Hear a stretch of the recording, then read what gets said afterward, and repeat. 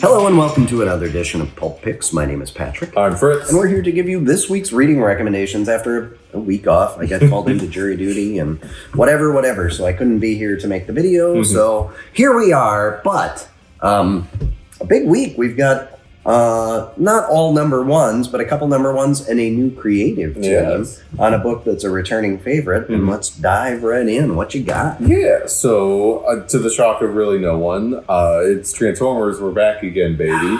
Issue 25, start of a new era. So we've got, like we've talked about, we've known about this for a bit. So Robert Kirkman is on as writer, Dan Moore is on as artist. We do get a fun little, I don't know if maybe fun is the right word because it's kind of depressing, interlude sequence where it's just Megatron haranguing the Decepticons. Like, it's all your fault we lost. Yeah.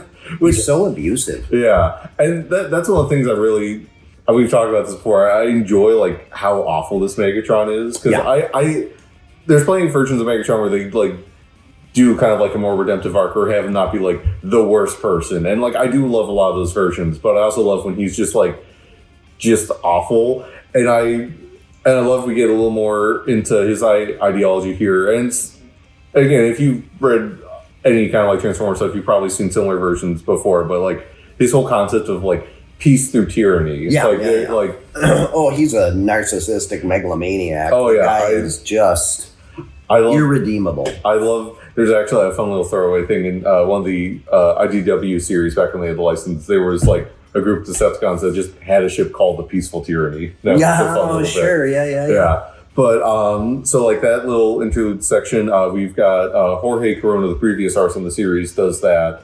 I was surprised by that. And I feel like it's a fun little send off. It's like a last little hurrah of that part of it. But then we launch into the main story of the Autobots helping kind of like clear the debris in Chicago. They're helping like people. There's a great little bit between Optimus and this little girl, just like, oh hey, we both wear masks. Yep. Like they're like Optimus, just like, cool, we're connecting. This is like everything I wanted out of this. And then we get a little. There's maybe some Decepticon stragglers that they have to deal with. There's we've been having a bit of this kind of like over in the G.I. Joe book, but like the U.S. military is obviously very aware and very concerned about like, hey, there's a bunch of giant robots running around blowing up our cities. Yes. Maybe we should like check this out. And so we get a bit more of that here. They've seen like, oh hey, like the Autobots like help defend like all these people, like they like, and they're helping clean up. Yeah, they're like doing all this stuff. Like maybe we should like see like what we can like kind of like make some kind of deal with them. The Autobots are like, hey, we just want to like make sure that like everyone's okay. We don't need to make the whole like official thing here. And we gotta get to see like what the like humanity has to offer, both in terms of like, oh hey, maybe there's like some characters that like we found like off screen. So good. One of which in particular, because without naming names, so everything so far has been pretty like G1 specifically, like some of the early of the show, and then like movie characters. And there's a particular character in here who was a fan favorite for a lot of Transformers fans. So it's not like super weird to see them show up, but it's just like, oh, you're like the first like really like non-G1 or non-original character to like pop up here. And so we get a bit of that. We get a bit of maybe some other hints towards some other stuff, that some other maybe titles or characters that might be showing up down the line. Yeah. Some like it. This might be bigger than originally advertised. Without getting into details, if you read the free comic book day special, you might have an idea of where this is going. Yeah. But yeah, we were like setting up a bunch of plot threads. We're revisiting a bunch of plot threads from the previous run in terms of like what happened with the arc, what's going on with the remaining Autobots on Cybertron. What other like Megatron makes allusion to like, oh, there's like other problems we have to deal with on this planet besides the Autobots and even just like normal humans. Yeah. There's a bunch of stuff, and to the shock of no one, the book is gorgeous with, again, Corona doing the intro sequence and then Dan Moore on the rest of it. And boy, does he draw a cool robot. The transformations that he does are kind of a hybrid between like the original concept that you would see in the cartoons and then, don't take this the wrong way, the Michael Bay movies in a good way. They're more like organic metal kind of thing. They're much smaller pieces as opposed to just big blocky things. As someone who is as much I don't know if maybe hater is the right word, but like as someone who is critical of those movies as anyone should be, boy howdy, if they are in some of those transformation sequences in that, especially like the first like 2 films that aren't just like gorgeous to see on the screen. Yeah. Like, Mora does a great job of that here. The quiet moments he's able to nail really well. The action is great. And it's funny because like Kirkman's got a whole letter at the back of this of like how his whole history with Transformers, and he was kind of leery of doing the book because he's got so many other things he's doing, including just overseeing all this stuff.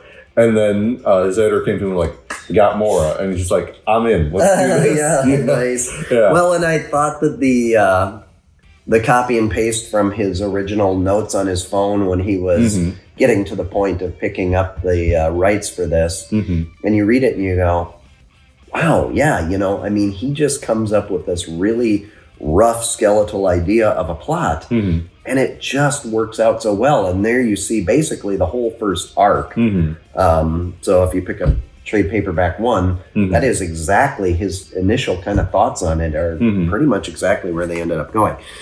The other thing that is very Kirkman on this book is the number of plot seeds that he plants in this are massive. There's got to be 6 to 8. And I think the book is like slightly oversized because it's got like the intro sequence and everything, which I also love. They've got like the cartoon. They've got that was cool. The little like icon like flipping between which story you're telling with the Decepticon icon to the Autobot icon. That was super cool. But like, I think it's like a couple pages more than usual. But even still, like they pack a lot into this. Like there's a lot going on. Well, sorry, I've got a cold, so I'm fighting off some sneezes here. But again, this is where that kind of creator control, and I know, like, this is an IP, so it's not like his whole baby. But Kirkman and crew are the ones who are making the editorial decisions on this book.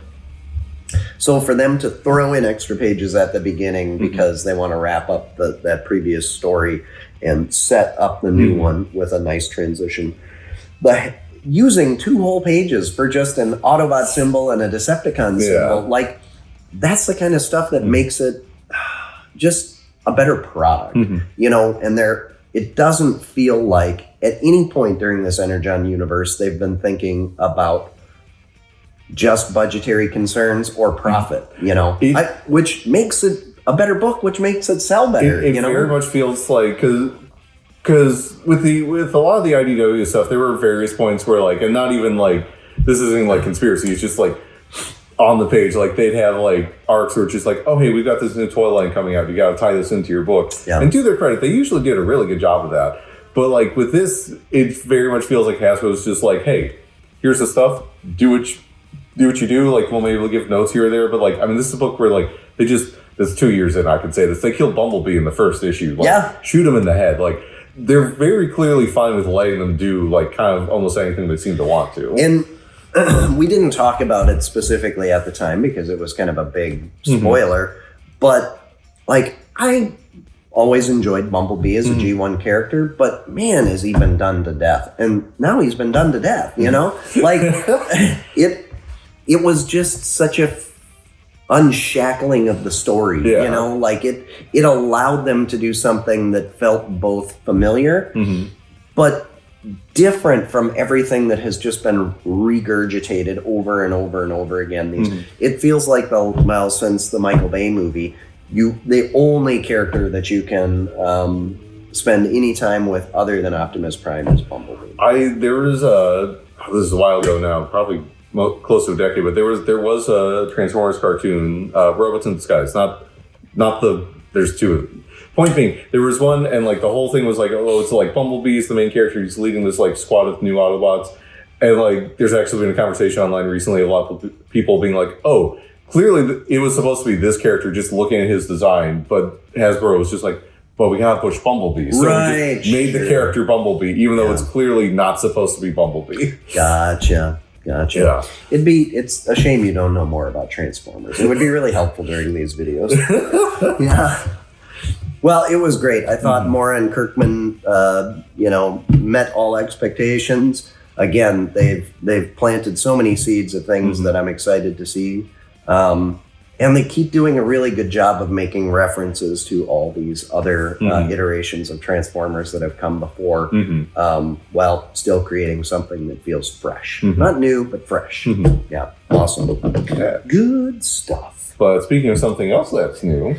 Yeah, well, new in the continuation of the Imperial War story arc that's happening over in Galactic Marvel Land, I went with Imperial Guardians. And so, you can probably figure out most of the characters that are involved in this by the shadowy figures that are pretty easy to identify here.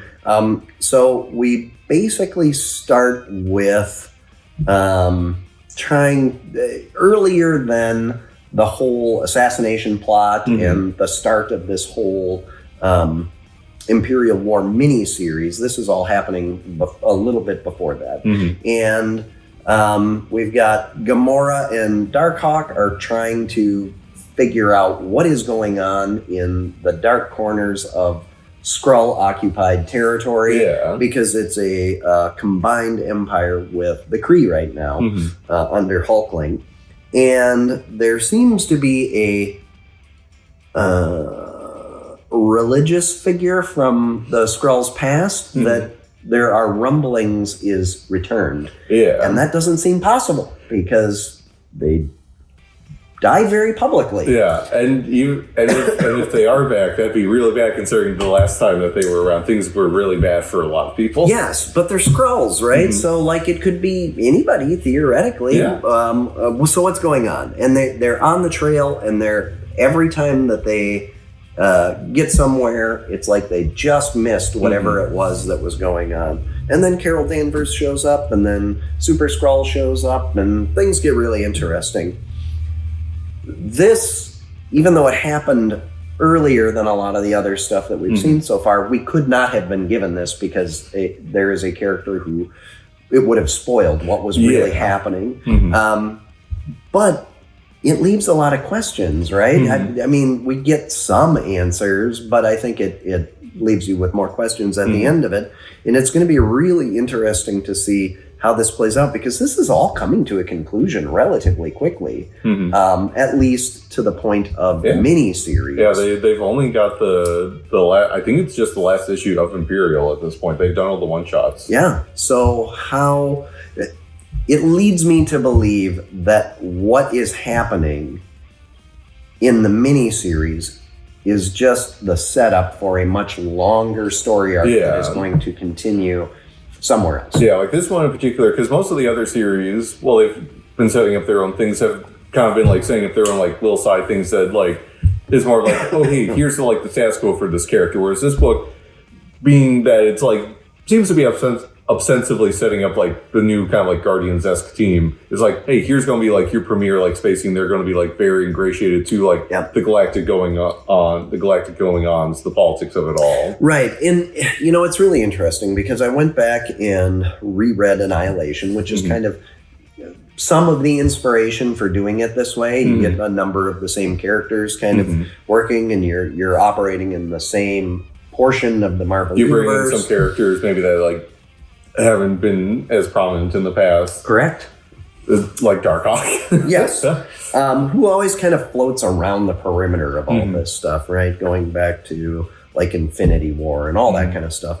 But in that, the miniseries was the main story. And then kind of out of that, because editorial presumably really liked what was being done there, they spun a few books out, specifically Nova, and then Nova started his own series, which immediately launched into Annihilation Conquest, and then Annihilation Conquest created our modern Guardians of the Galaxy, and then that ran for quite a while. We made a movie, the whole big thing, right? Keith Giffen had a huge impact on MCU, and not a lot of people probably knew that.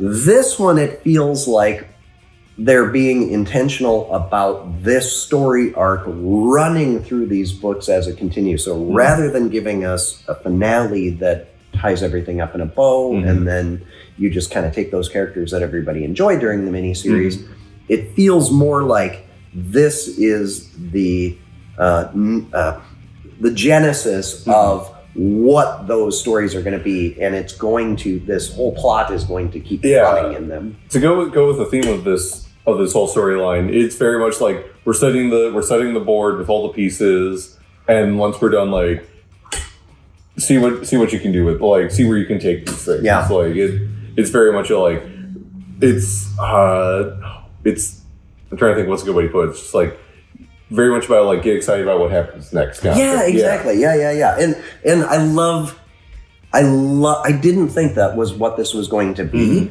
but I love the concept of that. Like the idea that, no, this is just an intentional springboard. We're not going to wrap this up tidily in 4 issues. The 4 issues is really just the introduction. It's about making a mess of things and then seeing how the characters, like, kind of go from there. In ongoing books coming out of it. I love that idea, because they keep running out of gas in the Galactic Marvel stuff, right? So it's like that original concept gives them a launching point, but you've got to kind of create individual narratives and story arcs for all of these books. And they just kind of collapse in on themselves eventually because they're listless. There's no real direction. Yeah. This is a direction. What's kind of driving all of these books? So yeah, I think I'm hopeful that they all have legs. All right. Speaking of launching points, I could not help but thinking when reading this one that some of these ideas for this book came earlier to DC editorial, and then they hit pause or they straight up canceled some of that stuff, and they're just now getting back to, like, this could, that idea that we had for this other thing. It could be, yeah. We could put it in here instead. Yeah. But anyways, our joint pick this week, not that I feel like all 3 of these haven't been joint picks to a certain extent. We've got DCKO. So we've had a couple different event books up here from both DC and Marvel in the past, and a lot of times what you can run to with event books is that, like, they generally feel like just an excuse to have a bunch of characters punching each other. Secret Wars. Yeah. Battle World. Yeah. Whereas this, like, they kind of just lean into just like, what if the whole story is just about them punching each other? Like, I mean, obviously, leave it to Scott Snyder to just, why are we making this more complicated than it needs to be? Let's just make it a video game. Yeah. And like, and there's more going on than just that, but it is just them going like, what if we just did a tournament arc? And I'm just like, absolutely. Yeah, I feel like that's the best thing you could do here for that. It's completely ridiculous, but it's less ridiculous than trying to deny that that's what you're doing. Yeah. So long and short of it is, if you've been following DC books for the last year or so, like, there's been a bunch of Darkseid shenanigans. He's messed up the whole time stream. He created the Absolute Universe, and it's all kind of coming home to roost now. Like, he's basically, like, infected reality, and, like, reality is just becoming Darkseid. Oh, it's so Darkseid to go to, create an alternate universe so that you can become, the ultimate power in that universe, and then come over here and be unstoppable. What a jerk. Yeah. And basically the Justice League, they've been trying to, like, figure out, like, how can we stop this? There doesn't really seem to be any options, and a bunch of, like, they're kind of like bigger time traveling characters are like, okay, there is a way where you can basically create, like, a counter force to, like, stop Darkseid. Yeah. But the only way to, like, get the power to do this is you kind of have to, like, be judged by the power itself, and in doing so are basically tossed into this, like, whole tournament to see, like, who's worthy of it. Right. And obviously, but, like, the problem is, like, the power is, like, it's not, like, good. It's kind of like it's kind of like this almost, like, corrupting force. Yes, exactly the word I was looking for. And so they're stuck with this situation of, like, can we work with this power? Is it even going to be worth it to, like, try and, like, stop Darkseid with this? But they're like, we don't have any other option. We have to, like, try and make the best with what we've got. Right. And it's a very Highlander situation, right? So they're fighting for the last person standing is the one who gets to make the decision to either reshape everything in their own image or try to restore things as they were. Yeah. So they just kind of go with the lesser of two evils and enter this tournament with the idea that everybody's got to give it their all, even if... And I got thinking about this, like, because a lot of the story is told from Superman's point of view. And, you know, Superman wants everybody to succeed. That's kind of his whole thing. And I just thought about, you know, the people who lose in the tournament, reality, you know, theoretically, if it goes well for the good guys, reality gets reset to where it was, Darkseid's defeated, and life goes on. If you got defeated, that's probably fine. If you were the one winner, you're going to remember the deaths of all of your friends in probably horrific ways, and theoretically, most of them at your own hands. Like, so... They did not pull punches in this book. No, yeah, like they're and like some of them they play up the ridiculousness of it. There's a little sequence where like because there's a bunch of like heroes like trying to like dash to like get into like be Ambush Bug. Is Ambush just like Bug was great. I'm a minor character. I'm in danger here. Yeah. Like this is not a safe place for me to be. Yeah. Like they you know it's like if you're not like certain people like these kind of things are generally more dangerous for you. But then also like there's a moment where. And to a certain extent, you can tell just from this first issue, like, hey, some of this probably isn't going to stick for some of these characters. Right. But, like, it doesn't lessen the impact of, like, oh, that just happened to that character I really like. So, couple thoughts on that. One, I'm really interested to get feedback from our staff and customers on the end lineup for the tournament. I love the lineup. The starting lineup. It's a good mix, right? There's a couple people I would pick and choose in terms of like maybe you don't be here or something, but like there's a couple picks that like in particular just super sell it for me because it's just like I would never thought to have you here, and I couldn't be happier that you are here. There appear to be a few that are sacrificial lambs just to make first round for some people really easy. There's definitely a couple where you can kind of tell like, oh, you're probably not going to last long. And there's even like because you know most of them already because they put out a bracket beforehand. There is one little switch out that I was like, okay, I want to see where they go with that now. We will talk about it after this. Yeah, okay. Yeah. There's a couple things that come to mind that you could be referring to, but the other thing that I'm interested in is this plot twist. That they kind of, twists. There are a couple plot twists, but the one that they throw in kind of at the end there, where you're like, oh, okay. Well, now this is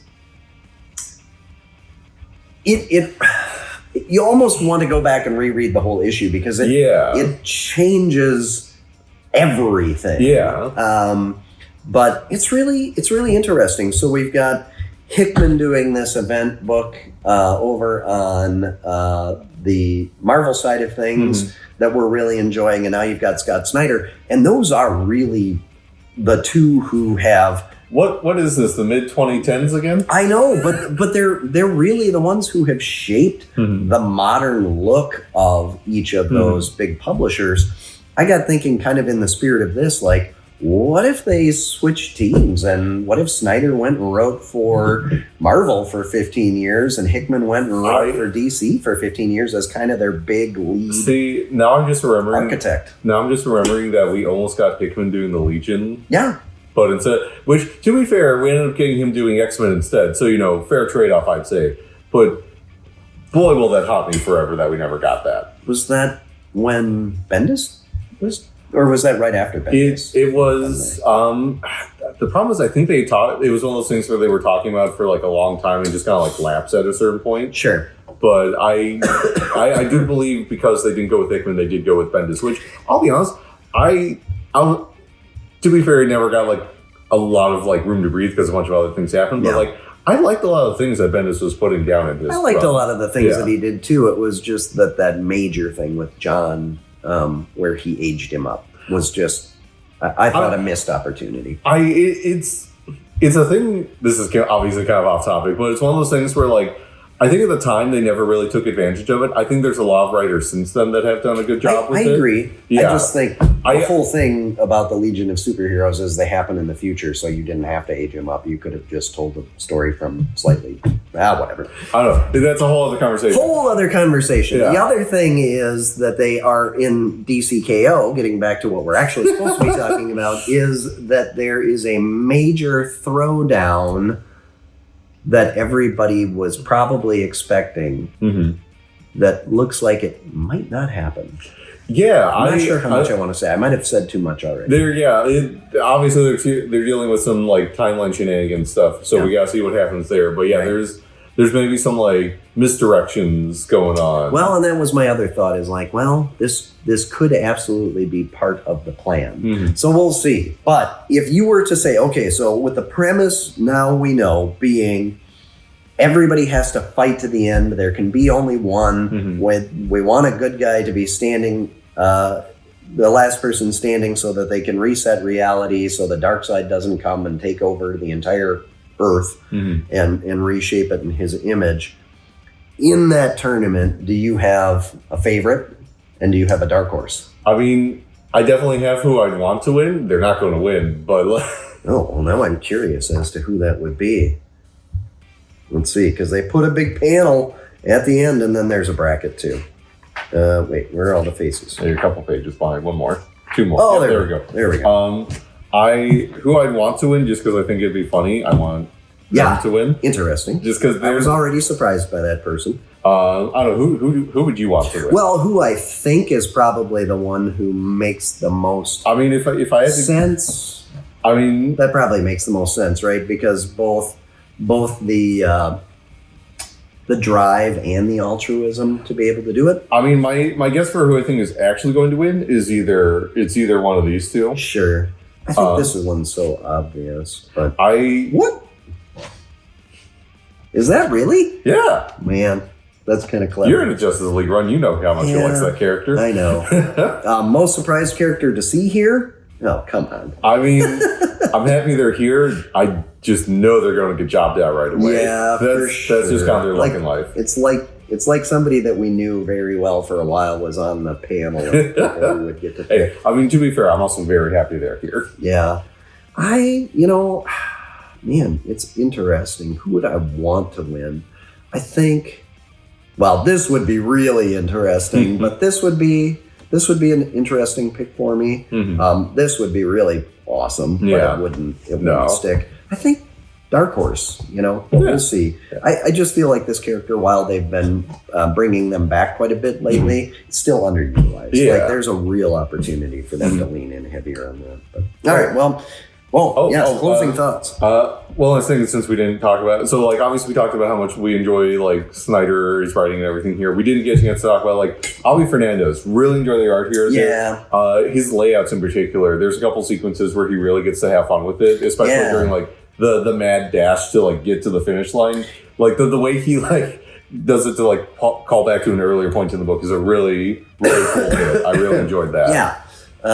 It was really clever. I'm not sure who came up with that concept. Probably a combination of the collaboration between the writer and artist. But no, he's got a couple really standout moments in here as an artist that I really enjoyed. All right, well, let's real quickly get to what almost made it to the table and wrap this up because we've been going a bit here. Yes. Probably, cold medicine and dream stuff. But. So no surprise to anyone, Absolute Batman almost made up here. Very easily could have probably replaced any of these books, but we're at the penultimate issue of this arc. We're about to have our big rematch with Bane next issue. We get to meet Absolute Catwoman, and their whole dynamic is very fun. Wow. Very take what you expect from a normal Batman Catwoman dynamic and just ratchet that up. Right. I think it's like what DC has always kind of wanted to do and alluded to. Their relationship being like, but they just straight go there. There's some other new series. What was it called? Marion Heretic is a new. Oh yeah, new you one. You had tagged that as one that you were interested in. Yeah, that one. It's a whole like this like this nun is kind of like being forced to like fight witches and being like, hey, maybe there's like more going on here than I'm being led to believe maybe I'm being used more than I think. Yeah, I don't know. I found it fun. A lot of the other usual suspects were good this week. Like the Supergirl was great. Superman, the Kryptonite Spectrum was great. It's a good week for Superman stuff. Also, a good week for Batman. Dark Patterns was great as well. I'm really enjoying this Renaissance period for Superman. It's been a lot of fun. I really hope they're able to keep it going after the movie. I think with Supergirl having her film next year, they're going to like keep emphasizing and the books. They've already announced the second one, and that they released some concept art for it. So, what about you, Pat? Well, the new Marvel Knights Punisher book was really interesting. I was telling you earlier that not necessarily art-wise, but storytelling-wise, it reminded me of the 70s Marvel magazine, black and white Punisher stories that were kind of his first solo adventures that we ever got to see after he left the pages of Spider-Man for a while. That's kind of where they told stories. And one in particular where he goes down to South America or Central America to take on a drug cartel at their home was very reminiscent. This book is very reminiscent of that story. So it was interesting. We'll see. It's violent, don't pick up a Punisher book if you don't like gratuitous violence. And I don't think Frank is supposed to be a hero. And I don't think that Marvel's ever really tried to portray him as such. So he's not a good guy. He's just the lesser of two evils in these books. He just happens to kill the worst people. Yeah. Well, we'll see. That's kind of an interesting theme that they're doing in both of the books now. But anyway, lots of good stuff. All right, well, that wraps it up for us as far as this week's picks, but we'd like to hear from you, so be sure to like, follow, subscribe, comment, share, and stop on into your local comic shop. If it's us, fantastic. If it's not, if you're somewhere else, get into your local comic shop and pick up some comic books, because that's what keeps this whole thing spinning. We will be back next week with more picks. We do have the Halloween trick or read coming up pretty soon. So if you're going out with the kiddies to do some trick-or-treating, don't forget to stop in and pick up a free comic book for them, because we will have those available on Friday the 31st. We'll be back next week with more picks. Until then, enjoy the reading.